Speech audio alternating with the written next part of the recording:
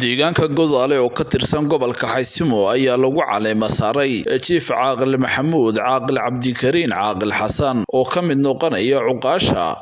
iyo madax dhaqameedka dalka Jamhuuriyadda Soomaaliland waxaana munaasabadii lagu caleema saarayay ka soo qayb galay wasiirka wasaaradda warfaafinta dhaqanka iyo wacyigelinta Jamhuuriyadda Soomaaliland Salebaan Yuusuf Cali Koore iyo wafdi uu hogaaminayo iyadoona si weyn loogu soo dhaweeyay wafdida wasiirka markii ay gaadheen deegaanka Godaalo sidoo kalena waxaa munaasabadaasi ka soo qayb galay madax dhaqameed ka kala yimid meelo kala duwan bulshada deegaanka Godaalo iyo marti sharaf tiro badan ugu horeyntiina wasiirka wasaaradda warfaafinta dhaqanka iyo wacyigelinta Salebaan Yuusuf Cali Koore ayaa hadallo dhaxalgal ah oo isugu jira duco iyo dardaaran u soo jeediyay caaqilka maanta la caleema saaray degmo ka ahaan jiray ama laba nin oo gudoomiye degmo ka ahaan jiray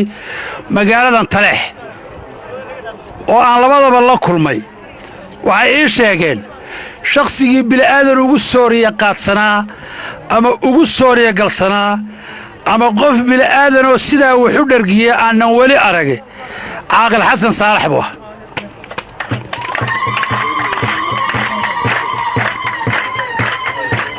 mid ka mid wuxuu igu yiri waan u buseeli jiray inaanu hadalkiisa maqallo ama isagoo magaalada soo galay Caaqil Maxamuud waxaan leenahay kugu maalay dadku dee si kastaba wuu yahay influenska iyo sharafta iyo xukunka uu la yimaada waa mid gobolkan u soo gudbinaya ama ka mid noqonaya sharafta iyo baalasha uu ku duulo hadday tahay heer degmo iyo hadday tahay heer gobol iyo hadday tahay heer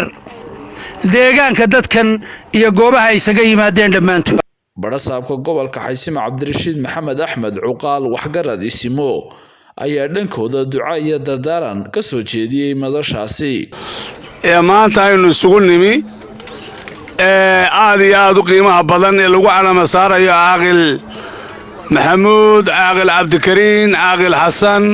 Caaqil Saalax xogaal ka tahay baa jira waxaan leeyahay xilka aad qabatay dardaarankiisu wuxuu ku dhan ilaahayna ka cabso ummadana cadaalad ugu shaqee midnimada ummadana ilaali caleema saartay waxaan idin leeyahay haddii aad imaamada u xidhaan oo ka hadhaan dee waxba socon maayaan la shaqeeya uu dhigayna waa dhigay keliya uun waxaa dee hadhay inaynu u ducayno xilkaa la saaray caaqilka in ilaahay subxaanahu wa tacaala ku asturo oo uu kii ka soo baxa oo sida u yahay waxaase wax laga shaqeeya dad baa ugu wanaagsan sidaa waayeelka hore boqolka sano tegay taariikhdooda looga hadlayo madaxeeda inaynu ka tagna mooye waa hawl adduun oo dhib leh allaha kugu gargaaraan leehay allaha kula qabtaan leehay caaqilka waxa uu mudan yahay marka koowaad inaan u wada ducayno xilkaas waa xil ballaadhan weeye ilaahayna waxaan uga baryaynaa subxaanahu wa tacaala inuu ku garab galo waxaanu leenahay sidii hore loo soo sheegay allah kugu guuleeyo horta caaqilnimada sidii waalidkaa u soo shaqayn jireen waxaan rajaynayaa inaad u shaqaysid marka waxaan leenahay hawsha ballaaran allah uu fududeeyo ilaahay caaqilka ha barakeeyo ilaahay beeshiisa beeshii la shaqaysa ha uga dhigo ilaahay muraadadiisa ha isugu toosiyo wax la yidhi waxa la iska ilaaliyaa guddoon jilicsan iyo gareexo iyo gacmo laaban adigana hogaankii lixaad hawshii laagusaa Chief Caaqil Maxamuud Caaqil Cabdikariin Caaqil Xasan ayaa uga mahad celiyay marti sharafta ka soo qayb gashay